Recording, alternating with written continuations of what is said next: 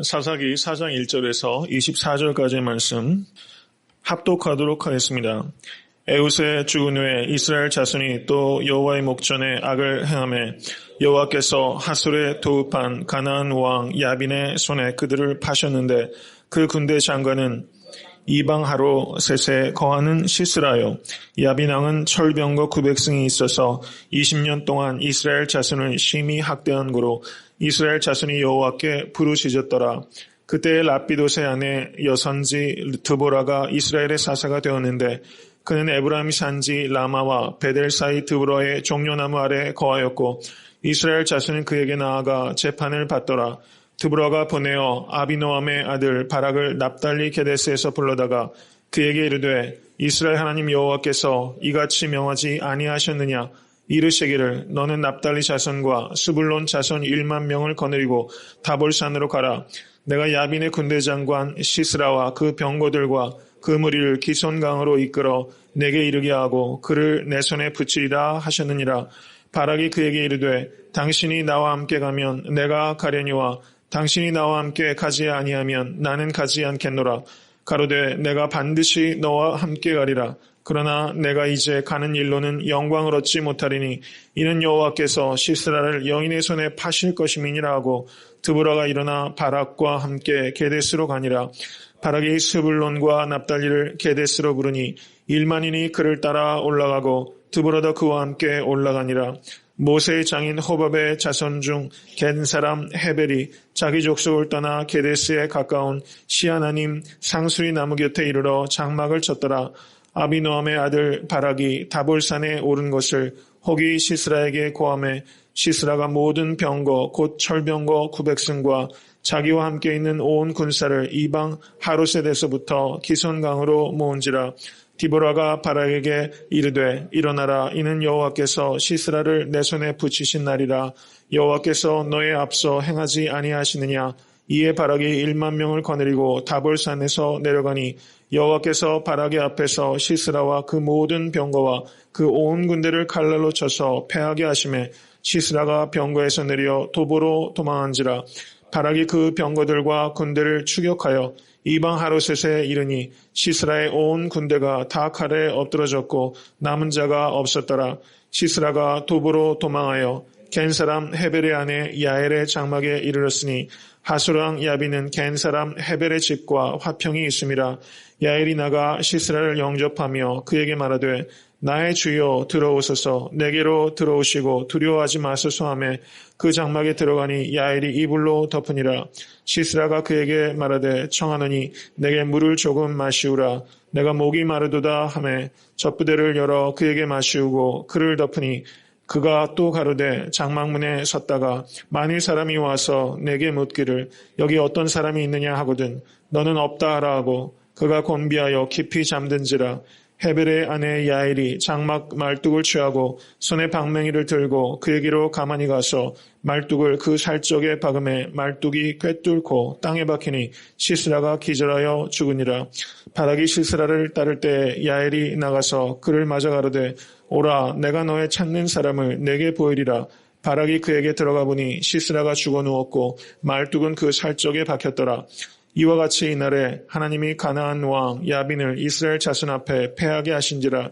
이스라엘 자손의 손이 가나안 왕 야빈을 점점 더 이겨 마침내 가나안 왕 야빈을 진멸하였더라.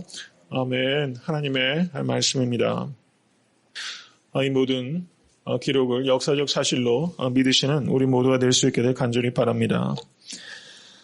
오늘은 사사기 4장 말씀 사사시대 네 번째 사사인 드보라와 또 바락 그리고 야엘을 통해서 하나님께서 가나안 족속의 침략을 물리치신 그 구원의 과정을 기록하고 있습니다.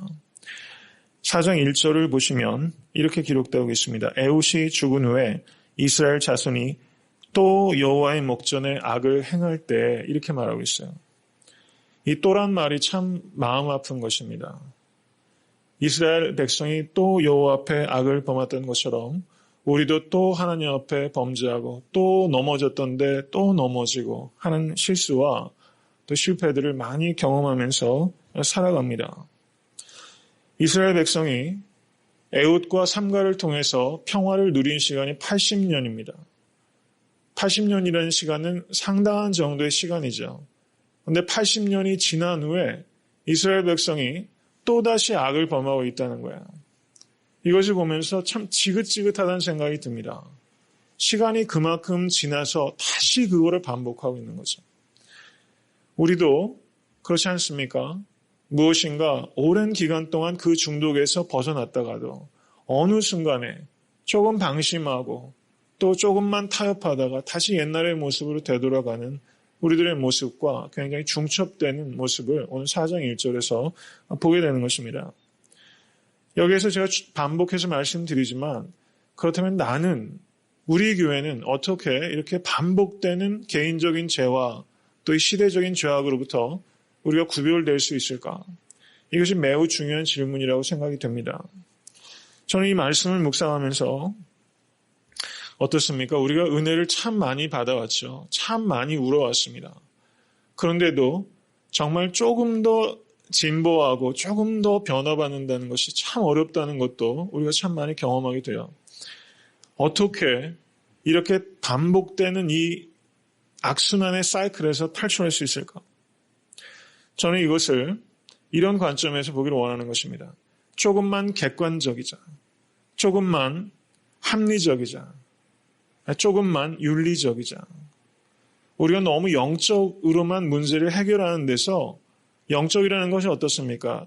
굉장히 주관적일 수 있어요. 우리가 하나님의 뜻을 얘기하면서 이 사람과 저 사람이 너무 다르고 어떨 때는 너무나 정반대 이야기를 할 때가 많이 있습니다. 우리가 변화받는다는 것을 우리가 좀 더 추상적인 언어에서 조금 더 우리가 구체적인 언어로 바꾼다면 그것은 조금 더 객관적이고 조금 더 합리적이고 조금 더 윤리적이면 우리는 분명히 변화받습니다. 우리가 사실 그렇지 못하기 때문에 문제가 된다는 것이죠. 우리가 내 문제와 다른 사람의 문제를 볼 때 얼마나 다른 잣대를 가지고 됩니까? 조금만 더 객관적이고 조금만 더 이성적으로 이야기할 수 있고 조금만 더 우리가 윤리적으로 결단할 수 있다면 개인의 삶에도 엄청난 변화 그리고 교회에도 엄청난 변화가 나타나게 될 것입니다. 이 세 가지 조건을 갖추게 되면 그것을 영적이라고 할 수 있지 않을까요? 우리가 이런 관점에서 한번 여러분들 개인의 삶 속에서 정말 끊기 어렵고 변하기 어려운 부분들을 정말 신앙생활을 몇십 년에도 안 변한다 이런 패배주의에 빠질 것이 아니라 객관적이고 합리적이고 윤리적으로 그것을 판단해서 또 행동으로 실천하다 보면 그것이 우리가 한마디로 요약한다면 그것은 영적인 변화다 이렇게 말할 수 있을 것이라는 것을 생각해 봤습니다. 오늘 본문 말씀에 이스라엘 대적은 누구입니까? 가나안 왕 야빈이에요. 2장을 보시기 바랍니다. 가나안 왕 야빈.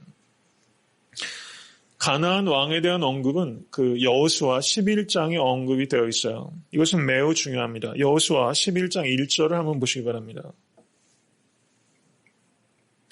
여호수아 11장 1절은 이렇게 말합니다. 하솔 왕 야빈이 이 소식을 듣고 마돈 왕 요밥과 시므론 왕과 악삽 왕과 및 북방 산지와 긴네롯 남편 아라바와 평지와 서방돌의 높은 곳에 있는 왕들과 쭉 얘기하면서 이렇게 하솔 왕 야빈이 두목이 되어서 연합군을 형성해서 이스라엘을 공격했어요. 어떻습니까? 오늘 본문에 가나안 왕 야빈 그리고 여호수아 11장은 하솔 왕 야빈이라는 이름이 중복되고 있죠. 여기서의 하솔은 바로 가나안입니다. 가나안 왕이 여호수아 11장에 있었고 오늘 본문 사사기 4장에 반복되고 있어요. 자유주의 신학자들은 이렇게 이야기합니다. 여호수아 11장의 하솔 왕 야빈과 사사기 4장의 가나안 왕은 동일 인물이다. 한 번 있었던 역사적 사실을 두 곳에서 편집해서 기록하고 있는 것이다. 저는 이런 견해에 절대 동의할 수 없습니다. 이것은 성경의 역사성을 완전히 전적으로 부인하는 행위예요. 이름이 똑같다라는 이유로 이것은 한 사건을 두 곳에서 기록한 것이다. 이렇게 말하고 있다는 것이죠. 여러분 세상에 쓰레기 같은 신학이 얼마나 많은지 모릅니다. 여기에서 우리가 생각해야 되는 것은 여러분 애굽의 왕의 칭호가 뭐죠? 바로죠.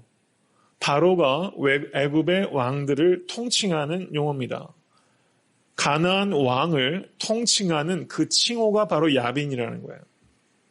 야빈, 마치 바로처럼 이 야빈은 모든 왕들을 부르는 호칭입니다. 그러니까 오늘 본문 사사기 4장의 가나안 왕 야빈은 여호수아서 11장에 있었던 하솔 왕 야빈의 몇 대 후손이라는 거죠. 이스라엘 백성들에 의해서 철저하게 패배를 당했던 하솔 왕 야빈. 그렇지만 그것이 완전히 멸절되지 아니하고 몇 세대를 지나서 다시 가나안 왕 야빈으로 그 세력을 얻어서 이스라엘 백성을 20년 동안이나 통치하게 되는 뼈아픈 역사가 반복되고 있는 겁니다. 이것을 보면서 우리는 매우 중요한 것을 생각하게 됩니다. 가나안 왕 야빈의 침략과 20년 동안의 정복은 바로 옛 원수의 부활을 얘기하는 것입니다. 우리가 이 땅에 살아가면서 악에 대해서 최종적인 승리를 얻을 수 없습니다. 예수 그리스도께서 이 땅에 오심으로 말미암아 악에 대해서 확정적인 승리가 우리에게 주어진 것을 믿으실 수 있게 간절히 축원합니다. 그런데 예수님께서 재림하실 때 그 승리가 완성되는 겁니다. 확정된 승리와 완성된 승리 사이를 우리가 살아가요. 여러분 어떻습니까? 2차 세계대전도 그렇고 6.25 사변도 그렇습니다. 인천 상륙작전이라는 것을 통해서 사실 전쟁의 성패는 갈렸어요. 근데 그 이후로부터 휴전이 돼서 38선 이북으로 완전히 북한군이 몰려나가기까지는 어떻습니까? 완성된 평화까지는 시간이 걸리는 것처럼 예수님의 초림과 재림 사이에 확정된 승리와 완성된 승리 사이에는 시간적인 갭이 있는 거예요. 여러분과 저는 그 시대를 살아갑니다. 이 시대의 특징은 무엇입니까? 끊임없는 사탄의 공격과 끊임없는 깨어있음, 이것이 바로 이 시대의 특징입니다. 우리는 끊임없이 사탄의 공격을 받습니다. 하솔왕 야빈의 공격이 그대로 끝나지 않고 가나안 왕 야빈의 공격으로 다시 되살아났던 것처럼 우리는 죽는 순간까지 끊임없이 악의 미혹과 공격을 당하게 될 것입니다. 그렇기 때문에 우리에게 필요한 것은 무엇입니까? 끊임없이 깨어있음이 필요하다는 것입니다. 이것을 기억하는 여러분과 제가 될 수 있게 간절히 바랍니다. 사단의 공격으로부터 면할 수 있는 길이 없습니다. 그렇지만 예수 그리스도 안에서 사단의 공격에서 넉넉히 이길 수 있다는 것을 믿고 주 안에 거하시는 여러분과 제가 될 수 있기를 간절히 바랍니다. 가나안 왕 야빈인데요. 가나안 왕의 오른팔이 누굽니까? 군대 장관 시스라예요. 어떻습니까? 마쿠 세력이 있다는 거예요. 앞에서 실질적으로 우리를 공격하는 사람은 누굽니까? 시스라입니다. 근데 시스라는 누구의 배후 조정을 받습니까? 가나안 왕 야빈의 배후 조정을 받는 거예요. 이것은 매우 중요한 영적인 그런 의미를 우리에게 생각하게 됩니다. 이 가나안 군대가 갖고 있는 장점은 무엇입니까? 철병거 900승이에요. 지금 사사시대는 청동기에서 철기로 넘어가는 과도기입니다. 여러분 우리가 이 세상에 살면서 교회 안에서는 청동기 문화요, 밖에서는 철기 문화 같은 일들이 너무 많아요. 철병기 번쩍번쩍하는 900승의 철병기들이 밖에 있습니다. 세상에서는 너무나 우리보다 앞서가는 과학적이고, 그래서 앞서가는 표현이 적절하지 못하지만 앞서가고 또 세련된 것처럼 보이는 그런 문화적인 공격들이 우리에게 있다는 겁니다. 철병거 900승과 같은 그런 일들이 밖에 있다는 거예요. 이것은 우리에게 두 가지를 알려줍니다. 내 힘으로 이길 수 없다는 겁니다. 철병거 900승은 내 힘으로 이길 수 없어요. 그렇지만 우리가 패배하지 않습니다. 오직 하나님께 의지할 때 철병거 900승을 이길 수 있는 거예요. 내 힘으로는 안 된다. 오직 하나님의 힘으로 된다. 이 사실을 우리에게 가르쳐주고 있는 것입니다. 여러분을 공격하는 시스라가 있습니다. 개인에게도 교회에게도 우리를 공격하는 직접적인 시스라가 있어요. 근데 우리에게 필요한 영적 분별력은 무엇입니까? 이 시스라 배후에 있는 야빈이 있다는 겁니다. 여러분 우리가 여러 가지 문제들이 있지 않습니까? 그런데 이 문제들 이면에 이 문제들을 야기시키는 원리, 악한 원리, 사단의 괴계가 있다는 것을 분별하는 것이 대단히 중요하다는 것입니다. 이런 안목을 여러분과 제가 가질 수 있게 되기를 간절히 소원합니다. 제일 첫 번째 이스라엘의 대적은 누구였습니까? 메소포타미아였습니다.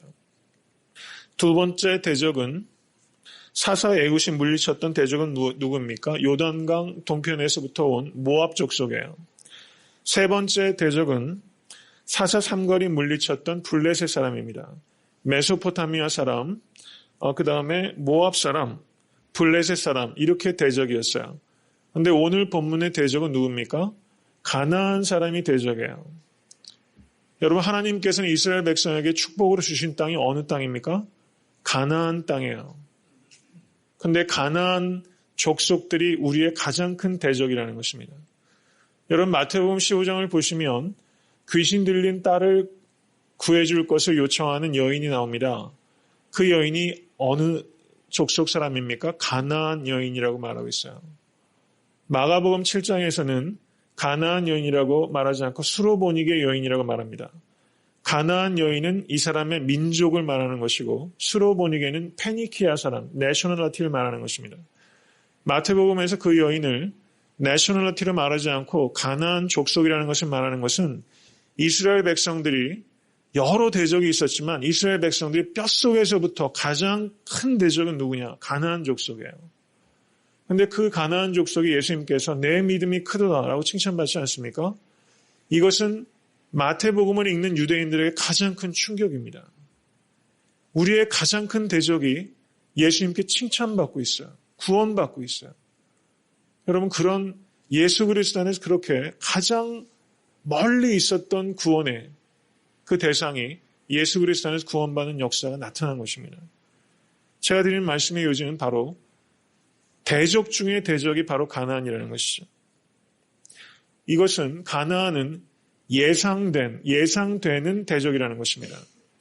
그런데 이 가나안의 침입과 정복으로부터 이스라엘 백성을 구한 구원자가 누굽니까? 하나님께서 누구를 보내셨어요? 드보라라는 여인을 보냅니다. 예상할 수 있는 대적 가나안과 예상이 안 되는 사사 드보라, 이게 비교가 되는 거예요. 여러분 구약 성경을 보시면 그 위대한 신앙의 여인들이 많이 있습니다. 사라, 리브가, 라헬과 레아, 다소간의 흠집이 있지만 그래도 그 믿음으로 훌륭한 본이 되는 여인이라고 할 수 있죠. 다말이라는 여인도 있었습니다. 이런 많은 여인이 있었지만 성경에서 제일 처음으로 나타나는 리더십을 발휘하는 이스라엘 민족 전체의 리더로 쓰임받은 사람은 바로 오늘 본문에 나오는 드보라라는 거예요. 드보라가 쓰임받았습니다. 그리고 시스라를 죽인 사람이 누굽니까? 야엘이라는 여인이에요. 어떻습니까? 야엘의 집에 피신 온 시스라를 이불로 덮어서 말뚝을 박아서 죽였어요. 여러분 다소 당황스러운 이야기 아닙니까? 암살한 거죠. 속여서 암살한 겁니다. 그때도 야엘이라는 여인이 쓰임받아요. 여러분 사사기 4장에서 하나님께서 강조하는 것은 공통된 것은 무엇입니까? 하나님의 구원은 약속된 거예요. 근데 하나님의 구원의 방법은 너무나 다양하다는 것입니다. 여러분 사사 온니엘은 예상할 수 있을 만한 사사입니다. 그런데 두 번째 사사는 누굽니까? 오른손이 불구인 에훗이었어요. 세 번째 사사는 소막대기로 블레셋을 물리쳤던 삼갈입니다. 네 번째 사사는 급기야 여인이 나와요. 그리고 야엘이라는 여인이 시스라를 죽입니다. 이스라엘의 장군이 죽이지 않았어요. 이것을 통해서 성경은 우리에게 말하는 것은 하나님의 구원은 예상하지 못했던 사람을 통해서 예상하지 못했던 방법을 통해서 우리에게 임한다는 것입니다. 여러분 이것을 통해서 위로를 얻으시고 소망을 새롭게 하신 여러분과 제가 될 수 있게 간절히 소원합니다. 여러분이 겪으시는 그 문제의 본질은 그것이 아무리 크게 보여도 하나님께서는 드보라를 세우시고 또 야엘이라는 여인을 통해서 이스라엘을 우리가 상상도 못했던 방법으로 구원하셨던 하나님께서 여러분의 문제를 바로 그와 같이 예상치 못한 방법과 사람과 때를 통해서 하나님께서 구원하실 수 있는 오직 한 분 참된 사사 누구입니까? 여호와 하나님 한 분이시라는 거예요. 여러분 애틀랜타 섬기는 교회는 아직 약합니다. 우리는 거룩한 부흥을 꿈꿉니다. 우리가 우리 자신만을 쳐다보면 낙담할 때가 많이 있습니다. 저도 목회를 하다 보면 제 자신만을 쳐다보면 정말 너무 낙담이 될 때가 많아요.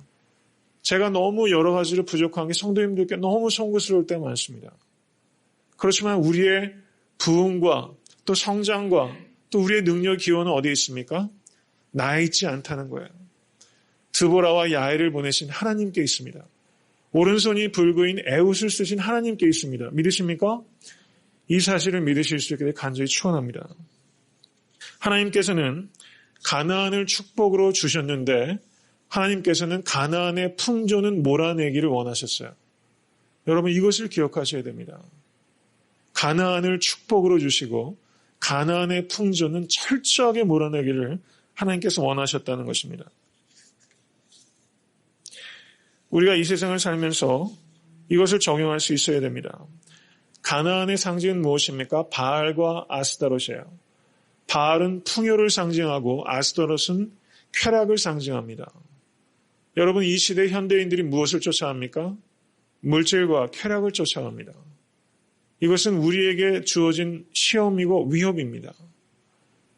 우리가 바알과 아스타롯을 어떻게 이겨낼 것인가?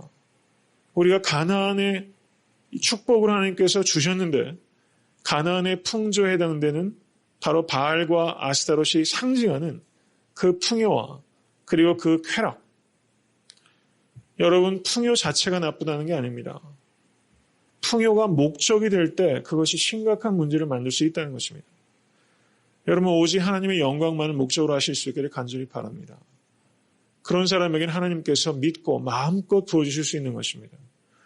여러분의 풍요가 여러분의 수단이 되실 수 있게 될 간절히 바라고 정말 하나님의 이름과 영광을 하기 위해서 헌신하실 때 부어주시는 하늘의 신령한 복을 마음껏 누리시는 여러분과 에트란타 섬기는 교회가 될 수 있게 될 주님의 이름으로 축원합니다. 말씀을 맺습니다. 오늘 말씀의 가장 핵심적인 것이라면 가나안은 예상된 적이라면 드보라와 야엘은 예상할 수 없는 하나님의 구원의 방식이라는 것입니다. 하나님께서는 여러분과 저의 모든 문제, 가난과 질병과 두려움과 불안과 그 모든 것에서부터 우리가 하나님의 구원을 믿고 의지하고 주님의 말씀대로 순종하며 거룩함을 추구하며 살아가면 나의 문제는 주 안에서 우리가 기대했던 것 이상으로 하나님께서 넉넉하게 이길 수 있게 해주신다는 것을 믿으시는 여러분과 제가 될 수 있게 될 간절히 소원합니다. 우리의 문제는 우리가 믿는 하나님께서 능력이 없으셔서가 아니라 우리가 그 하나님께 의지하지 않는 데 있습니다. 에트란타 섬기는 교회의 부흥은 어디에서 옵니까? 우리가 하나님께 의지할 때 오게 되는 것입니다. 우리가 나를 의지하지 않고 사람을 의지하지 않고 오직 하나님만 의지하게 될 때 에트란타 섬기는 교회의 부흥은 확정되는 것입니다. 말씀을 의지하고 성령만 쫓아가면 하나님께서 쓰시는 교회가 될 것입니다. 이것을 믿으시고 더욱더 믿음과 또 인내 가운데 경주하시는 여러분과 제가 될 수 있게 되기를 주님의 이름으로 간절히 축원합니다.